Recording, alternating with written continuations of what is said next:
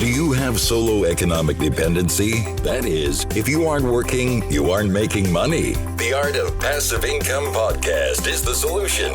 Discover passive income models so you can enjoy life on your own terms. Let freedom ring.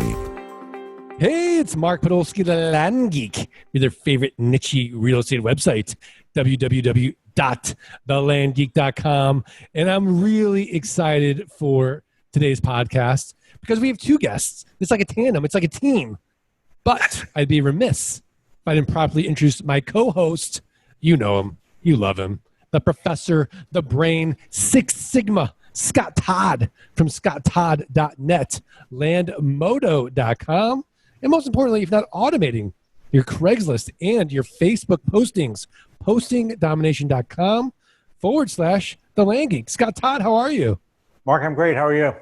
I'm psyched. I am psyched because not only am I fully caffeinated, and not only am I going to speak about 3 times faster than my guests, our guests are kind of a big deal for our listeners in the sense that, like, we're all sort of singing from the same song sheet, right?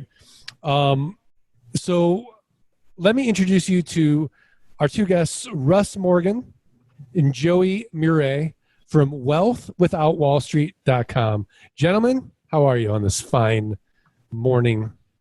We're fantastic, Mark. Thanks for having us on. Mark, I don't know what your deal is with us speaking slow. We're in the South. Like, we actually speak fast for Birmingham. No. I mean, yeah, absolutely. I mean, for Birmingham, you guys are like speaking like a ferret on a double cappuccino, but for the rest of the country, right? It's just. By the way, I want to be on this show as often as possible because nobody else calls me kind of a big deal. Like, I could get used to that. No, let's blow up your egos. So in the spirit of blowing up your egos, give us your backgrounds. Russ, you go first since you've already sort of given yourself the moniker, the better looking guy. Well, I appreciate you say that when Joey actually got on the calls. I mean, we need to remind him of that from time to time. But he is the stallion. I'm the idea guy on our podcast. My background is I got in the financial business in 2004 as a certified financial planner. And 2008, I realized I was really nothing more than a financial money babysitter. And just like most babysitters, I left the kids, to run and fend for themselves while I was asleep at the wheel. And since 2009, we've kind of gone contrarian to the financial markets, have completely left Wall Street into the rearview mirror, and have been looking for ways to grow wealth outside of that. And that's where I met the Italian stallion, Mr. Joey Mure. Yes. Actually, I'm very much in line with what you're talking about, Mark. My background is real estate. I was the mortgage guy for 11 years and had a blast doing it, enjoyed it very much, but started to realize that the traditional ways of building wealth and just kind of blindly putting money in my 401k at the time and things like that were just not lining up with where I wanted to be. They weren't getting me any closer to being financially free. I was constantly pushing down that finish line to my 60s when, quite honestly, I started learning from guys like the idea guy that could be a lot closer and give me more control and more access to my hard-earned cash. And so, yeah, I became a disciple of Russ Morgan and started learning things outside of Wall Street, and then joined him 4 years later. That was in 2014. That we joined up forces. So for most people, when they think of the term wealth without Wall Street, my immediate head goes to, oh, if it's wealth without Wall Street, these are real estate guys, right? Scott Todd, what's when you hear wealth without Wall Street, what's the first thing you think of? I think of insurance. You think of insurance. Okay. So when you guys, say wealth without Wall Street, what are some of the ways that you do build wealth without Wall Street for clients? Yeah, so I think the best way to introduce that is from the beginning, we use kind of the Wall Street mindset as kind of our the person, our villain in our story. That's most people, they think that there's a traditional way. I have to be a wage slave, right? What Robert Kiyosaki says, they have to have a W-2 job in order to make a living. That's the only option there exists. If I'm gonna earn money somewhere, I'm going to buy mutual funds. It's going to be done in the stock market. And there's this traditional mindset. So from the beginning, like our whole kind of contrarian logo and moniker for our business is to be different, to look outside of the box. So we actually, we do all of those things you mentioned. We do insurance, we do real estate, we do business investing, we do lending. There's not one tool that we kind of fall to. We believe there's more of, there's things that you're naturally inclined to, there's things that you're passionate about. And we believe that the first thing you got to invest in is yourself. And then from there, then it's like, do things better, right? Keep more of the money that we make. But at the end of the day, as Joey said, the biggest thing we're always falling back on is that we don't want to have to work for the rest of our lives. And so we're trying to find passive income streams in the areas that we all are, best suited to do. And our job is really just kind of partner alongside of those and help those things better. I love it. What do you guys believe in the sense that that other people think is crazy? So you guys believe this is normal or cool or wise, but other people think it's just absolutely crazy. What would you say that is? Oh, there's a long list of that, but we could. I mean, that is just going along with what Russ was talking about as it relates to that mindset. So what's normal to most Americans right now is to lose access to capital, right? Banks have told us, hey, you know what? A 15-year mortgage is actually better for you than a 30-year mortgage. We say that's a terrible idea. That's giving more of my hard-earned cash on a monthly basis to a bank for a very small, insignificant discount in an interest rate. Like that's the smoke screen that's been given to us by the banking industry to tell us, hey, this is for your benefit, when in fact it's really for the bank. There's also the idea that, putting money away in things like qualified plans are to benefit us for tax deferral. Like tax deferral is a benefit to us. And quite honestly, we say, well, let's look at history and talk more about the actual, taxes that have been paid in the past versus where we're at today.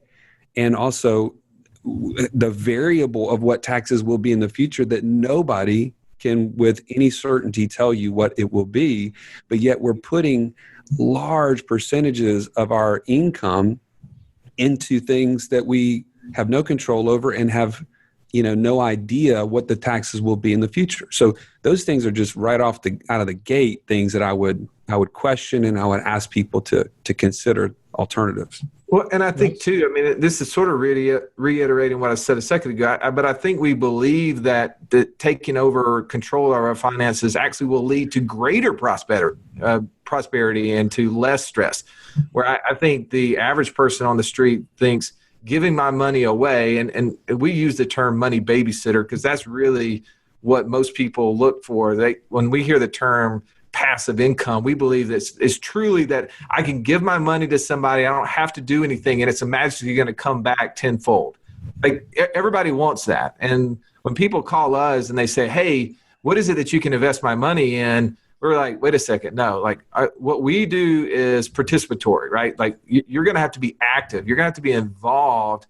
And if you're not wanting to be, then you're probably not going to be that successful, and we're not going to be a good fit. We're going to frustrate you and you're going to frustrate us. Because we know that, just like hearing your story, Mark, whenever you were on our podcast and you talked about how you went down to the courthouse, how you did those first few deals, how you actively started getting involved. And that's where led to your freedom, right? That gave you your corporate breakout moment. Well, that's what we believe too, is that actually more control of our finances, us taking control, will actually lead to that prosperity, to that stress-free way of life that, most people are seeking. Yeah, absolutely. Scott Todd, what's your thoughts? Well, I mean, I do think that there's a big myth about passive income, right? Like people say like, oh, I just generate all this passive income. But in fact, passive income is, in fact, I think very active in its piece.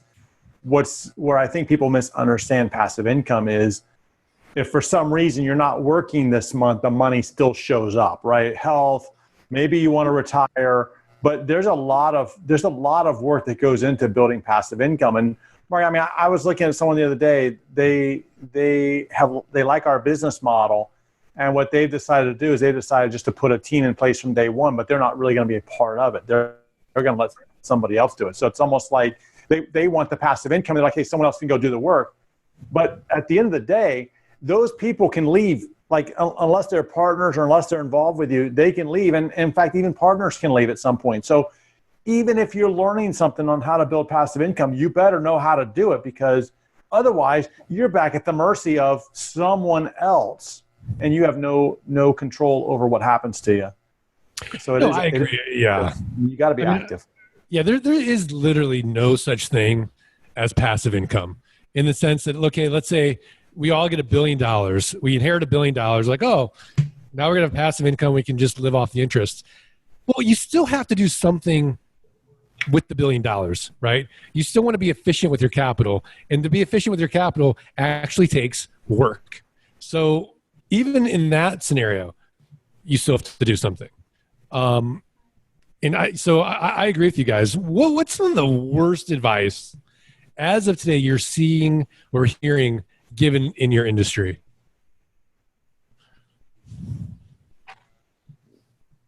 The worst advice? Okay. I see, Stallion, I was giving you a chance. He always gets frustrated at me on our podcast that I'm always talking. So there I give him a chance and he just stopped. Right. I thought it was your turn. I'm sorry. Russ, we know what we call that? What? The Birmingham pause. I just thought you guys are thinking.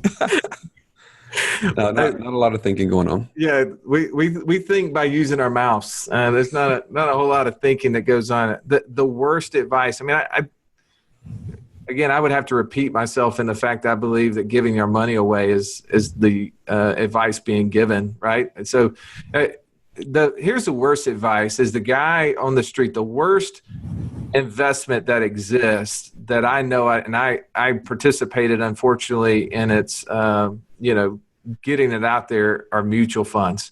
I believe mutual fund investing is one of the worst things people can do with their money personally, just because they're so far removed from the actual result of it that they are at the end of the line receiving a percentage of it. And they don't have to take my word from it.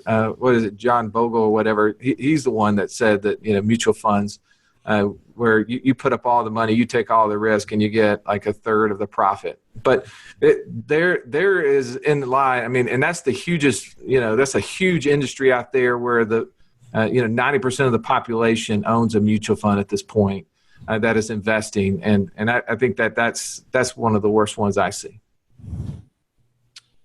All right, Joey. Oh, I think it's just all the common ideas that are constantly separating us from our capital. If we would wake up to what is actually going on. In fact, one of our mentors said, if you know what's going on, you'll know what to do. And I think that's what kind of happened for me. This was 8 or 9 years ago. And for Russ, 10 plus years ago. Once you understand what is going on around you, you start to realize, man, I don't have to give money up to somebody else. Like they are not necessarily smarter than me. In fact, I'll give this kind of an example. We go over with a lot of our clients are entrepreneurs and business owners. Okay. Their greatest investment outside of themselves is their business. If I have $1 and I can go and put that dollar to work in my business, I have a known entity or a known, substance there of my business that can come back to me 3, 4, 5-fold. Right? I can do the math, and I can know that by hiring this person, it should create this, or by adding this software, it should make this more efficient. And I can look at, historical data and make a decision. But if I take that same dollar and I go and give it to somebody else in Wall Street, I'm just going to beat up on Wall Street because that's what we do. And they say, well, we'll give you 10 cents on that dollar. Why would I trade the $3 or $4 I could have earned in my business for the 10 cents that Wall Street's trying to hopefully, provide back to me? And that's the lie. That's the kind of misconception that we're constantly being told. Yeah, it's so funny. You guys are really preaching to the choir here, Scott and I. But I do want to play devil's advocate because I can imagine a listener listening to this, like an entrepreneur like ourselves, or, let's just say like a solo practitioner, let's just say a doctor, right? And they're saying, oh yeah, that's great for you guys. But I talked to my financial planner and he used the word diversification. And that made a lot of sense to me. I need to diversify because what happens if something goes wrong in the economy and my business goes down 20%? I put all my eggs in one basket. What do you guys say to the term diversification? This is one of Russ's favorites, so I'm going to let him rock on this. Diversification is such a lie. I mean, I know that you worked in corporate finance in the early days, and that was a term that we were all taught, right? I mean, that was the biggest thing: diversification, asset allocation, modern portfolio theory, all this stuff. As if we do all those things right. That was the line I used to use on the mutual fund, as it was like a pane window. Rock goes through it, right? Only one part of the pane is busted and not the whole window. But that's just such a lie. We saw that in 2008. What happened? Everything came crashing down. Everybody fled to cash, right? Now, but there are businesses that thrive throughout that time. So here's the thing is that we've got to add value to the world. And if we're not adding value to the world, if I'm a physician, by the way, my wife's a dentist. We own a dental office. My brother-in-law is an orthopedic surgeon. My other brother-in-law is a vet. So my client base is physicians. So you speak to that market. I know that business. But it goes back to we got to be adding value. We can't be assuming that everybody's just going to keep walking in our door. So we're going to have to be investing. And, one of the things that Joey and I do a lot with our clients is we get really involved in tax planning. And I don't mean like, let me write down your how much income you paid last year and tell you what the tax bracket is. I'm talking about actually let's be on the offensive. Let's go out there and do some things. And one of the biggest things we do is in marketing. And that's new to that world, right? I mean, the four of us understand marketing. We do it constantly. We're on a podcast. But a physician, for instance, or a traditional brick and mortar business, they do a little bit, but they're not active in that space typically, or they're not keeping up with the ways that their consumer is wanting to buy. So I say diversification is a lie. Look at Warren Buffett.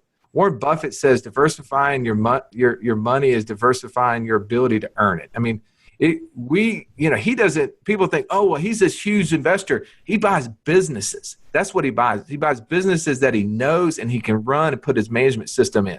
He doesn't go buy real estate. He doesn't just go buy gold. He's not buying things that he doesn't understand. So when people hear diversification, they assume I need to not put all my eggs in one basket. Again, that's a lie being told to people so that they can manage the money because they've got mutual funds to sell and they've got other stocks to buy. You need to invest in the one thing that you understand. If it's real estate, go all in. If it's business, go all in. If it's commodities or paper assets, go all in.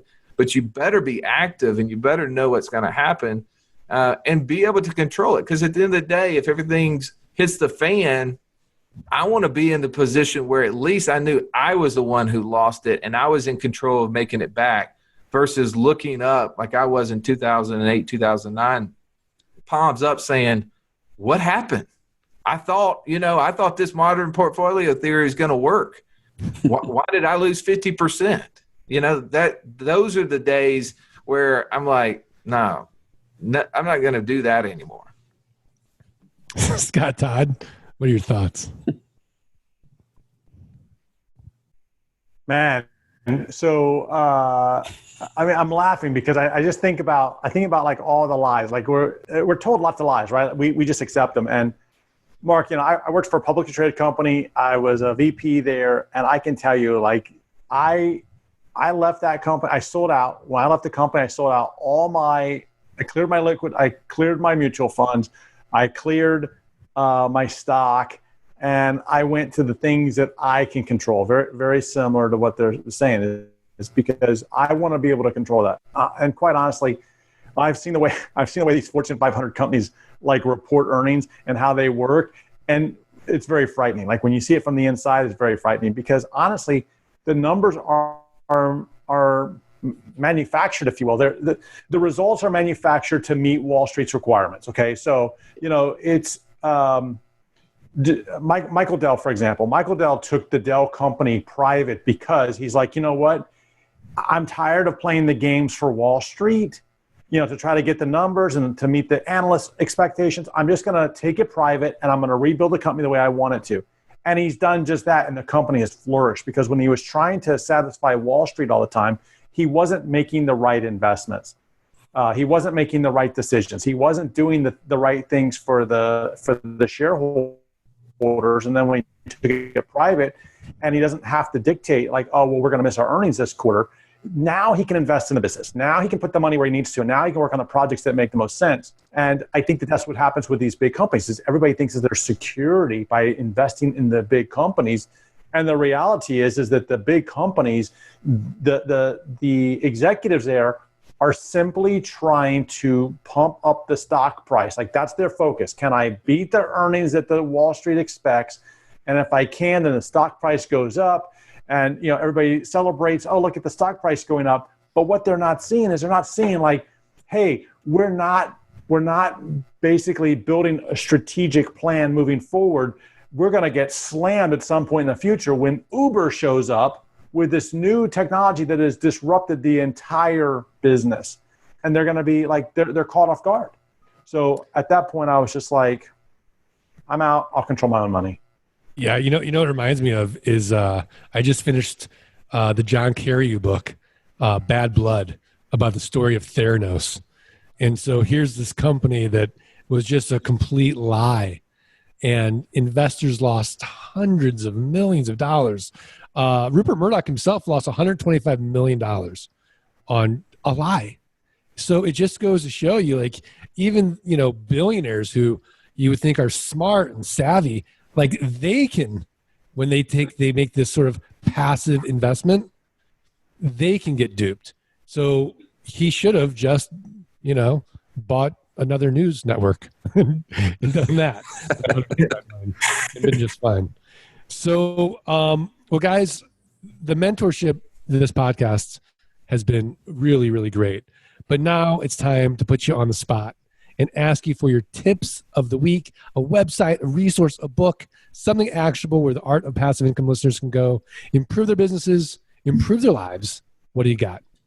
All right, so I'm gonna start this because this is one of the things I learned early in business is that I started working for big huge corporation right out of college, and the one thing that I realized as I was managing this business is there was two ways to make money. Right, you could grow the business and try to have as much income as you possibly could, but there's expenses. Right, it's not all about income; it's about how much we keep.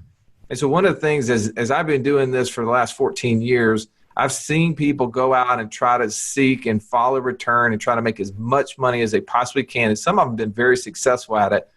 But like most business owners, we're really good at making money, but we're really bad at keeping it. And one of the biggest expenses we have personally is in taxes. And that's where, Joey and I have really kind of like focused our business and our practice. I'm going to let you hit it, Joey, but I think this is the one area, if you're out there, you're paying $75,000 or $100,000 of taxes or above, like this is something you can't miss because the return on this is infinite because you're not putting money in it to get it. It already exists. That's dollars that are going out to, I don't like to say Uncle Sam because some people may have an Uncle Sam they actually like. It's the Internal Revenue Service, and I don't know anybody that likes them. That's exactly right. And the bottom line. So first of all, I'm going to throw out the resource. Okay. So it's freetaxcall.wealthwithoutwallstreet.com. Freetaxcall.wealthwithoutwallstreet.com. This is, as Russ mentioned, this is found money. This is utilizing legal tax codes, and this is not like ideas that someone came up with. These are tax codes that should be, if they're aligned correctly on your behalf, saving you 30, 40, 50% of what you're paying out. Okay, so you do the math. If you're paying $300,000 in taxes, you should be saving $100,000, $150,000 in taxes. Now, what does that mean? Those are dollars that, again, would have been unnecessarily going somewhere that you don't like, to putting them to work on your behalf, whether that means improving your lifestyle, or in our case, of course, we're going to help you to create additional passive income and putting that to work on your behalf and things that you do know and understand. So this is the path to even faster financial freedom, by capturing something that was going out the door anyway. Yeah. So once you go there, you're going to get access to a webinar that we've put together that's going to give you some things that you can walk away with, you can implement. But also there's probably going to be some things that you're going to want access to some of our partners who are tax attorneys and CPAs, which we are not, by the way.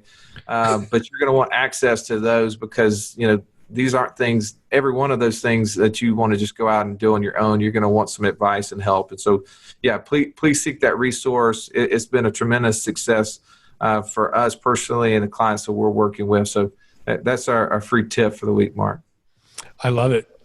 And is it important that the people that go on the webinar be huge fans of Lynyrd Skynyrd? Totally unnecessary. Totally unnecessary. Even with the whole Alabama thing. Yeah. What's that, Scott? Alabama State theme song. Yeah, Sweet Home. Yeah. Sweet Home Alabama. Yeah. That's right.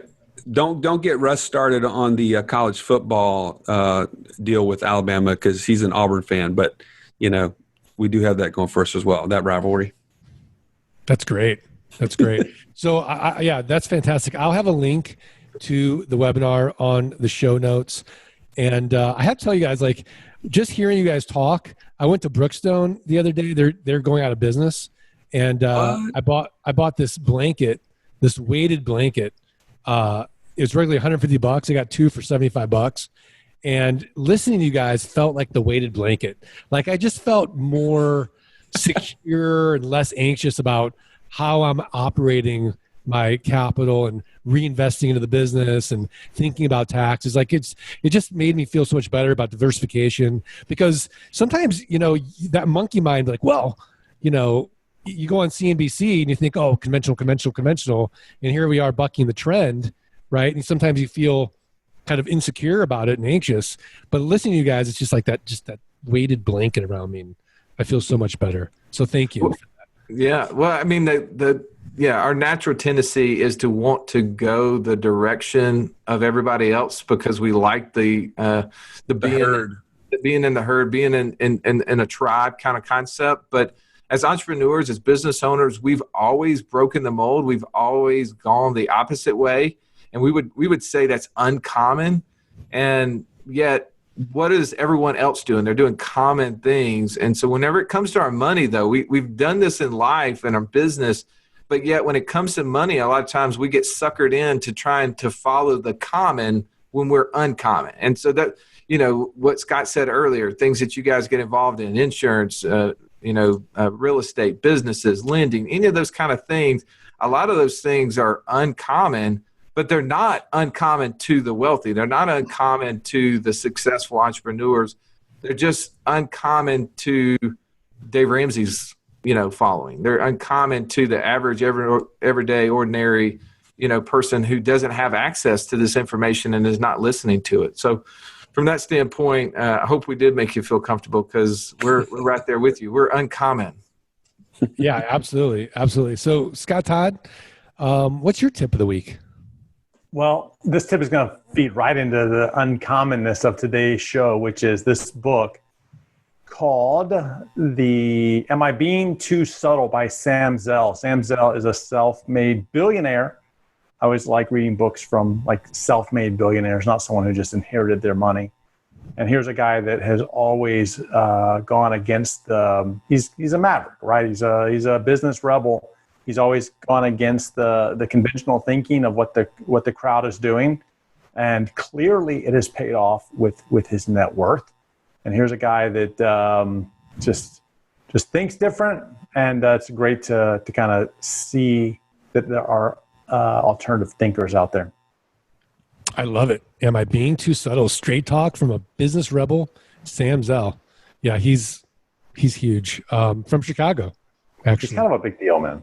He is a big deal, actually. Yeah. He's kind of, you know what will really make him a big deal is when he's on this podcast, like our guests were today. Exactly. That's right. Which leads me to the segue of, the only way that we're going to get the quality of guests like a Russ and Joey from wealthwithoutwallstreet.com is if you do us 3 little favors. You got to subscribe. You got to rate. You got to review the podcast. Send us a screenshot of that review to support@thelandgeek.com, and we're going to send you for free our $97 passive income launch kit. So please do that. I also just want to remind everybody today's podcast is sponsored by Flight School, which is the step-by-step way of actually creating true wealth, passive income in our lucrative land investing niche, taught by one of the greatest Sam Zell type land investors in the world, Scott Todd. So you've got no better Sherpa to take you up that mountain. To learn more about Flight School, just go to thelandgeek.com/training. Schedule a call with Dude Buddy Scott Bossman or Mike, the Zen Master Zano. So guys, are we good? Man, good stuff. Yeah, Mark, thanks for having us on today. This is awesome. Thank you guys so much. And we really appreciate it. I want to thank the listeners. I want to thank Scott Todd. And I just want to remind everybody to let freedom ring. Thanks, everybody. Russ and Joey are like, that was a really awkward tagline. I love it. We're like, they're like, did Mark just eat some grits before that and just kind of slow and kind of like carb heavy? And no, actually, no. Not that I'm opposed to eating grits for all those Southerners out there. All right. Thanks, everybody. See you all next time. Thanks for listening to the Art of Passive Income podcast. Start your journey at www.thelandgeek.com and www.scotttodd.net. Rate and review the podcast and email support@thelandgeek.com. Your screenshot for a free passive income launch kit.